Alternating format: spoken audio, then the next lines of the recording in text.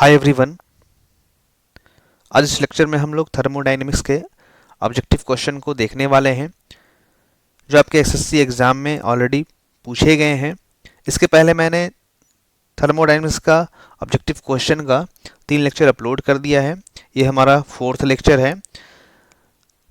First से third lecture में मैंने फर्स्ट चैप्टर को कंप्लीट कर दिया था। ये हमारा सेकंड चैप्टर आज से शुरू होने वाला है। तो जो भी स्टूडेंट स्टार्टिंग का जो 3 लेक्चर है वो नहीं देखे हैं उसको देख लीजिएगा, जिससे कि आपका फर्स्ट चैप्टर कंप्लीट हो जाए। आज हम लोग सेकंड चैप्टर देखने वाले हैं, जिसमें हम लोग एनर्जी और एनर्जी के इंटरेक्शन से रिलेटेड जो भी क्वेश्चन एसएससी एग्जाम में आए हुए हैं उसको हम लोग डिस्कस करने वाले हैं। जिस भी क्वेश्चन का आंसर आपको पता होगा उसका राइट आंसर वीडियो के कमेंट में कमेंट करके आप बता सकते हैं, जिससे कि आप बाद में जज कर पाएँ कि वो क्वेश्चन आपने जो उसका आंसर बताया वो सही है या नहीं है, आप देख पाएँ। तो फर्स्ट क्वेश्चन देखते हैं। Properties of substances like pressure, temperature and density in thermodynamics coordinates are thermodynamics coordinates में जो properties होते हैं like pressure हो गया, temperature हो गया, ये density हो गया, ये क्या है? पाथ फंक्शन है या पॉइंट फंक्शन है या साइक्लिक फंक्शन है या रियल फंक्शन है। तो जो भी प्रॉपर्टीज़ होता है वो किसी भी पॉइंट में हम लोग उसको डिफाइन कर सकते हैं। मान लीजिए कोई हम प्रोसेस हो रहा है, प्रोसेस 1 स्टेट 1 है या स्टेट 2 है, या प्रोसेस हो रहा है 1 to 2 प्रोसेस हो रहा है। तो किसी भी प्रॉपर्टी को हम लोग इजीली डिफाइन कर सकते हैं पॉइंट 1 पर। जैसे कि प्रेशर है तो प्रेशर पॉइंट 1 पर क्या होगा, टेम्परेचर जो है वो पॉइंट 1 पर क्या होगा, डेंसिटी जो है वो पॉइंट 1 पे क्या होगा। उसी तरह से पॉइंट 2 पर भी हम लोग प्रेशर बता सकते हैं, पॉइंट 2 पर भी टेम्परेचर बता सकते हैं। तो इजीली हम लोग बता सकते हैं। तो वैसा फंक्शन जिसको हम लोग पॉइंट पर डिफाइन कर सकते हैं उसको हम लोग पॉइंट फंक्शन बोलते हैं। तो जो जो भी प्रॉपर्टीज़ होता है थर्मोडायनेमिक्स कोऑर्डिनेट्स में या थर्मोडायनेमिक्स जो हम लोग पढ़ते हैं उसमें जो भी प्रॉपर्टीज़ होता है वो सब पॉइंट फंक्शन होता है, उसको हम लोग किसी भी पॉइंट पर डिफाइन कर सकते हैं, बता सकते हैं। तो ऑप्शन नंबर बी यहाँ पर राइट आंसर होगा, पॉइंट फंक्शन। ये सब जो प्रॉपर्टीज़ है वो पॉइंट फंक्शन है। इस क्वेश्चन देखते हैं। Work done in an adiabatic process between a given pair of end states depend on. जो वर्क डन होता है एडियाबैटिक प्रोसेस में वो किस पे डिपेंड करता है? तो वर्क डन का वैल्यू बोल रहा है किस पे डिपेंड करता है। तो वर्क डन जो होता है हमेशा इंड स्टेट्स पे डिपेंड करता है। फर्स्ट स्टेट पे क्या वैल्यू है प्रॉपर्टी का, सेकंड स्टेट पे क्या वैल्यू है, उसी पर डिपेंड करता है। आपको ऑलरेडी पता होगा P1 V1 minus P2 V2 divided by gamma minus 1। तो यहाँ पर गामा तो ऑलरेडी फिक्स है, तो फर्स्ट स्टेट ही होगा। स्टेट 1 और स्टेट 2 मतलब इंड कंडीशन पे या इंड स्टेट के वैल्यू पर ही डिपेंड करता है। तो इसका राइट आंसर ऑप्शन नंबर ए होगा, द इंड स्टेट्स ओनली। आप लोग यहाँ पे कंफ्यूज हो जाओगे, बट यहाँ पर गामा जो है वो एक तरह का फिक्स है, एडियाबैटिक प्रोसेस बोल रहा है तो उसका वैल्यू जो गामा होता है वो फिक्स होता है। तो यहाँ पर इन क्वेश्चन नंबर ऑप्शन नंबर 3 नहीं यहाँ होगा, तो ऑप्शन नंबर 1 ही राइट आंसर होगा। इंड स्टेट पर ही वो सब डिपेंड करता है। नेक्स्ट क्वेश्चन देख लेते हैं। Which is true for reversible polytropic process. Third question है, which is true for reversible polytropic process. जो रिवर्सिबल पॉलीट्रॉपिक है उसके लिए क्या सही है? तो फर्स्ट टेम्परेचर रिमेंस कांस्टेंट, ये तो होता नहीं है। पॉलीट्रॉपिक है उसमें टेम्परेचर कांस्टेंट होता नहीं है। अगर टेम्परेचर कांस्टेंट होगा तो वो आइसोथर्मल हो जाएगा। एंट्रोपी भी कांस्टेंट नहीं होता है, अदरवाइज आइसेंट्रोपिक हो जाएगा। एंथैल्पी भी कांस्टेंट नहीं होता है। वहाँ पर क्या होता है, some heat transfer takes place. जब भी पॉलीट्रॉपिक प्रोसेस होता है वहाँ पर कुछ हीट का इंट्रैक्शन होता है, हीट ट्रांसफर वहाँ पर होता है। तो ऑप्शन नंबर डी यहाँ पर राइट आंसर हो जाएगा। क्वेश्चन नंबर 4 देख लेते हैं।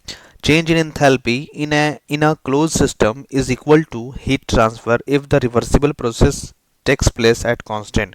बोल रहा है कि चेंज इन एंथैल्पी जो है क्लोज सिस्टम में वो हीट ट्रांसफर के बराबर है। वो कब होगा? जब reversible process takes place at constant.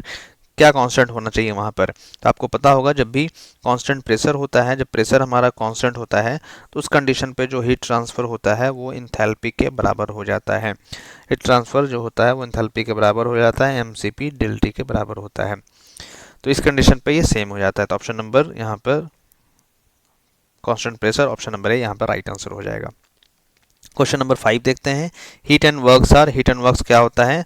तभी मैं बताया आपको पॉइंट फंक्शन। पॉइंट फंक्शन जो भी प्रॉपर्टीज़ होता है वो पॉइंट फंक्शन होता है, वो पॉइंट फंक्शन को फॉलो करता है। और जो भी हीट का इंट्रैक्शन जहाँ होता है, हीट हो गया या वर्क हो गया, वो सब एक पाथ फंक्शन होता है। मतलब वो किसी भी पाथ को फॉलो करेगा। मतलब पॉइंट 1 है, पॉइंट 2 है, तो इसको पाथ को फॉलो करेगा। तो हीट जो है हम किसी भी एक पॉइंट पर डिफाइन नहीं कर सकते हैं कि इस पॉइंट पर हीट क्या होगा या इस पॉइंट पे कितना वर्क हमें मिल रहा है। जब तक हम लोग दो पॉइंट किसी पाथ को हम फॉलो नहीं करेंगे तब तक हम लोग वहाँ पर नहीं बता सकते हैं कि क्या वहाँ पर हीट का इंट्रैक्शन हो रहा है। मतलब पॉइंट 1 से 2 अगर वहाँ पर फ्लो हुआ तभी हम बता सकते हैं कितना हीट वहाँ गया है। ये हम लोग नहीं बता सकते हैं कि पॉइंट 1 पर क्या हीट है। पॉइंट 1 पर हम लोग एनर्जी के बारे में बात कर सकते हैं बट हीट के बारे में नहीं बात कर सकते हैं। जब तक वहाँ पर पाथ नहीं होता है क्रिएट तब तक हम लोग वहाँ पर बात नहीं कर सकते हैं। तो ये हीट और वर्क जो होता है वो एक तरह का पाथ फंक्शन होता है। Option number C right answer होगा। क्वेश्चन नंबर 6 में आते हैं। The work done in the expansion of a gas from volume V1 to V2 under constant pressure. जब भी कांस्टेंट प्रेशर होता है तो वहाँ पर वर्क डन का वैल्यू क्या होता है। तो आपको ऑलरेडी पता होगा जब कांस्टेंट प्रेशर होता है तो वहाँ पर जो वर्क डन होता है वो P into V2 minus V1 होता है। Volume 1 minus volume 2 minus volume 1 होता है। तो ऑप्शन नंबर बी यहाँ पर राइट आंसर होगा। क्वेश्चन नंबर 7 में आते हैं। Which of the following entities is not a thermodynamics property. कौन इसमें से थर्मोडायनेमिक प्रॉपर्टी नहीं है। तो आपको अभी मैंने बताया है जब भी हीट या वर्क के बारे में देगा, हीट बोल दे या वर्क बोल दे तो ये सब एक प्रॉपर्टी नहीं है, ये पाथ फंक्शन है, ये एनर्जी का इंट्रैक्शन को बताता है, ये प्रॉपर्टी नहीं है। तो आपको ध्यान में रखना है कि ये प्रॉपर्टी नहीं है, ये एक पाथ को फॉलो करता है और प्रॉपर्टी जो होता है वो पॉइंट फंक्शन होता है बट हीट और वर्क जो होता है वो एक पाथ फंक्शन है। तो ये प्रॉपर्टी नहीं होता है। तो यहाँ पर हीट जो होगा राइट आंसर हो जाएगा, ये प्रॉपर्टी नहीं है। क्वेश्चन नंबर 8 में आते हैं। Of the following path function quantity is. इसमें से कौन जो है वो पाथ फंक्शन क्वांटिटी है। तभी मैंने आपको बताया कि हीट और वर्क जो होता है वो पाथ फंक्शन क्वांटिटी होता है। तो ऑप्शन में देख लेते हैं, वर्क डन जो है वो एक पाथ फंक्शन क्वांटिटी है। Option number C right answer होगा। क्वेश्चन नंबर 9 में आते हैं। During throttling which thermodynamic property does not change. Throttling के टाइम में कौन थर्मोडायनेमिक प्रॉपर्टी चेंज नहीं होता है। तो आपको पता होगा थ्रॉटलिंग में जो इंथैल्पी होता है वो हमेशा कांस्टेंट होता है। इंथैल्पी 1 अगर पॉइंट पे बात करें और इंथैल्पी 2 स्टेट में बात करें, सेकंड स्टेट में बात करें, तो दोनों जो होता है वो कांस्टेंट होता है। तो ऑप्शन नंबर सी यहाँ पर राइट आंसर हो जाएगा। तो ये आपको ध्यान देना है, काफ़ी इंपॉर्टेंट क्वेश्चन है, बहुत ज़्यादा कॉम्प्लिकेटेड नहीं है बट बहुत बार पूछा गया है थ्रॉटलिंग से रिलेटेड क्या कांस्टेंट होता है। तो option number C right answer होगा। उसके बाद क्वेश्चन नंबर 10 देखते हैं। For a close system the difference between heat added to the system and work done by the system is equal to change in. For a close system के लिए जो heat added to the system minus work done, मतलब heat added और work done का difference जो होता है वो किसके बराबर होता है। तो वो चेंज इन इंटरनल एनर्जी के बराबर होता है। तो option number C right answer हो जाएगा। किसी भी प्रोसेस के लिए फर्स्ट लॉ ऑफ थर्मोडायनेमिक्स यही बोलता है कि क्लोज सिस्टम के में क्या होता है, जो हीट का इंट्रैक्शन होता है माइनस अगर वर्क डन कर देंगे वहाँ पर तो वो इंटरनल एनर्जी को डिफाइन करता है। तो इंटरनल एनर्जी के बराबर होता है। ऑप्शन नंबर सी या राइट आंसर होगा। क्वेश्चन नंबर 11 में आते हैं। Gibbs free energy is considered eight which one of the following condition. Gibbs free energy जो होता है वो किस कंडीशन पे होता है। तो आपको ध्यान में इसको रखना है, जब भी गिब्स फ्री एनर्जी हम लोग निकालते हैं, कैलकुलेट करते हैं, तो वो हम लोग हमेशा दो कंडीशन पे बात करते हैं। जो वहाँ पर ये होना चाहिए, उसका प्रेशर जो होना चाहिए वो कांस्टेंट होना चाहिए और उसका टेम्परेचर जो होना चाहिए वो कांस्टेंट होना चाहिए। तो कांस्टेंट टेम्परेचर और कांस्टेंट प्रेशर पे हम लोग बात करते हैं। तो ऑप्शन नंबर आइसोथर्मल और isobaric, option number C right answer हो जाएगा। कांस्टेंट टेम्परेचर आइसोथर्मल और कांस्टेंट प्रेशर आइसोबारिक, ये दोनों कंडीशन पे गिब्स फ्री एनर्जी हम लोग जब भी कैलकुलेट करते हैं या फाइंड करते हैं तो ये हम लोग एज्यूम करते हुए काम करते हैं। Option number C right answer होगा। क्वेश्चन नंबर 12 में आते हैं। The work required for compression in a close system increases when the value of N.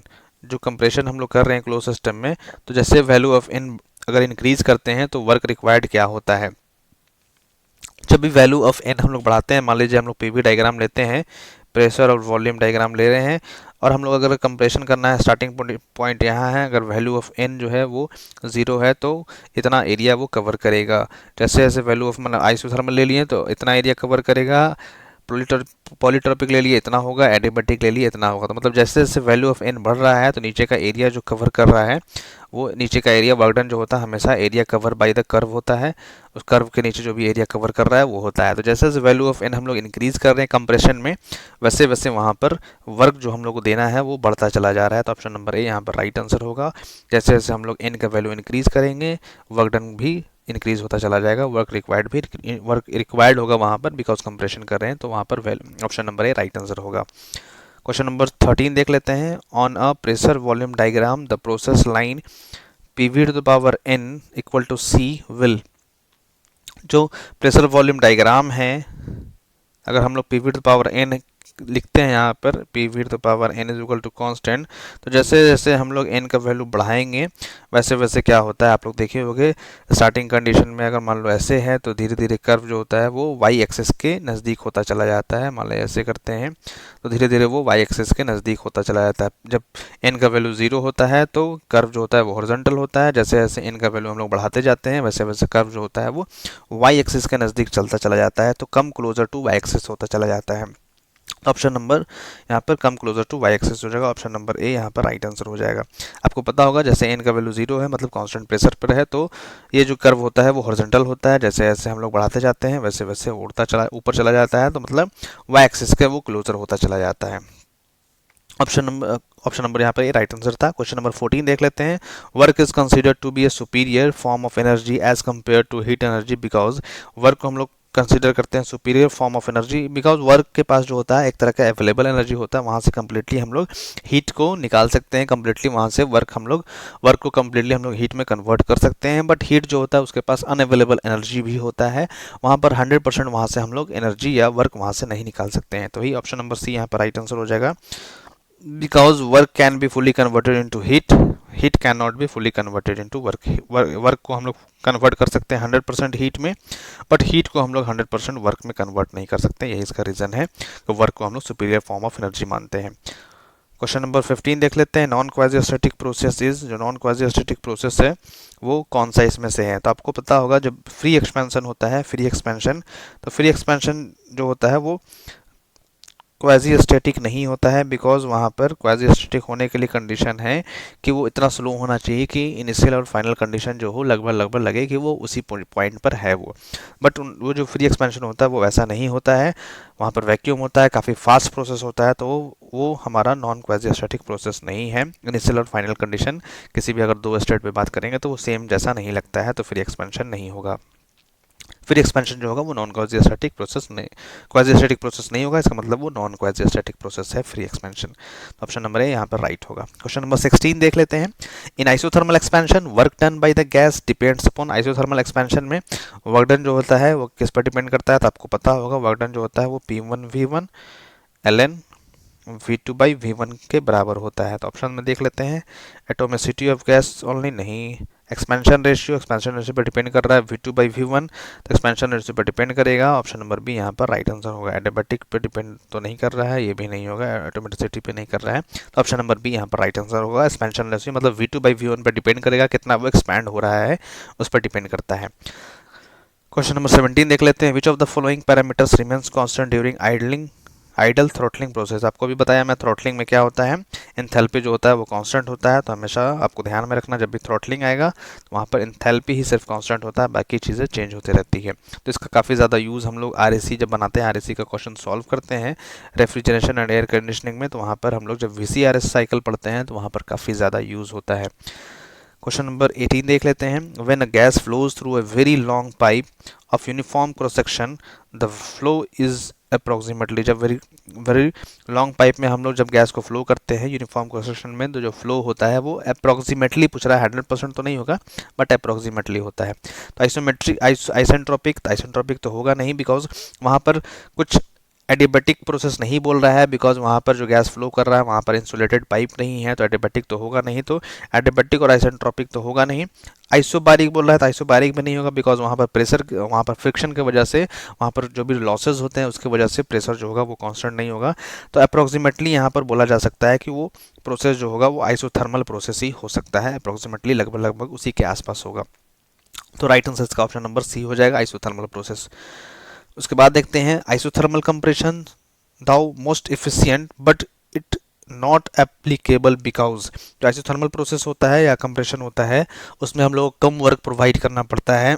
Theoretically पढ़ा जाता है कि वहाँ पर हम लोग कम वर्क प्रोवाइड कर रहे हैं, बट ये प्रैक्टिकली पॉसिबल नहीं है, बिकॉज आपको पता होगा जब भी आइसोथर्मल प्रोसेस होता है तब हम लोग का जो प्रोसेस वहाँ पर टेम्परेचर चेंज नहीं हो रहा है, टेम्परेचर चेंज नहीं हो रहा, तो प्रोसेस काफ़ी ज़्यादा स्लो होता है, जिसको हम लोग प्रैक्टिकली पॉसिबल नहीं कर सकते हैं। उतना स्लो प्रोसेस हम लोग वहाँ पर नहीं परफॉर्म कर सकते हैं। It is impossible in practice, वो प्रैक्टिस इम्पॉसिबल है, वो पॉसिबल प्रैक्टिस नहीं है, जिसकी वजह से हम लोग को वहाँ पर इशू होता है। इसलिए हम लोग आइसोथर्मल में वर्क कम ज़रूरत होने के बावजूद भी हम लोग जो प्रोसेस है वो आइसोथर्मल नहीं कर पाते हैं। ऑप्शन नंबर सी यहाँ पर राइट आंसर हो जाएगा। क्वेश्चन नंबर 20 देख लेते हैं। Change in the enthalpy of a system is the heat supplied eight. Change in enthalpy of the system जो है वो हीट सप्लाइड के बराबर है। ये कब होता है आपको ऑलरेडी बताया, इसी में क्वेश्चन था। जब भी कांस्टेंट प्रेशर होता है तब वहाँ पर एंथैल्पी जो होता है वो हीट ट्रांसफर के बराबर होता है। इंथैल्पी का जो क्वेश्चन या फिर हीट सप्लाई जो होता है वो इंथैल्पी के बराबर होता है, कह सकते हैं। तो ऑप्शन नंबर ए यहाँ पर राइट आंसर होगा। ये इस लेक्चर का लास्ट क्वेश्चन था। जिस भी क्वेश्चन में आपको डाउट हो वीडियो के कमेंट में कमेंट करके पूछ सकते हैं, या फिर टेलीग्राम चैनल भी है, उसका लिंक वीडियो का डिस्क्रिप्शन में प्रोवाइडेड है, आप चाहें तो उसको भी ज्वाइन करके वहाँ क्वेश्चन पूछ सकते हैं। वीडियो को देखने के लिए thank you so much. Video को देखने के बाद लाइक और शेयर ज़रूर कीजिएगा, और चैनल को सब्सक्राइब नहीं किया तो सब्सक्राइब भी कर दीजिएगा। Thank you so much. Good bye.